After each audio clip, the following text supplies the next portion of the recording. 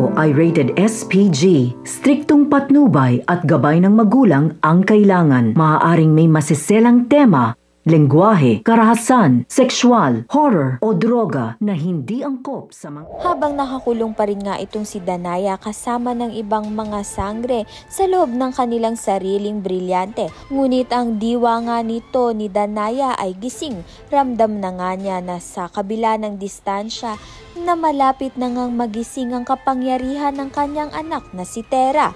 Habang nasa mortal na mundo nga itong si Tera, habang siya nga'y nagdadalaga, mas lumalalim na nga ang kanyang pakiramdam sa kanyang kapangyarihan at nalalapit na nga niya itong makilala. Sa kabilang banda naman nga si Mitena ay hindi pa rin kampante dahil ramdam nga niya na hindi pa rin nga siya panalo sa laban at may sangre pang natitira. Kaya naman nga pinipilit nga niya na ituro sa kanya nito ni Imaw kung nasa ng ibang mga sangre. Samantalang itong si Adamus ay nagtatago pa rin nga at pinipilit niya ngang alamin kung paano nga siya makakabawi sa pagkatalo sa mga hukbungan nito ni Mitena at may posibilidad na siya nga ang sumundo dito kay Tera sa mundo ng mga tao upang sabay nga silang makapunta ng Encantadia at labanan nga itong si Mitena at pabagsakin nga ang kanyang hukbo upang hindi na nga siya maging reyna ng Encantadia. Kaya naman nga't yan at iba pa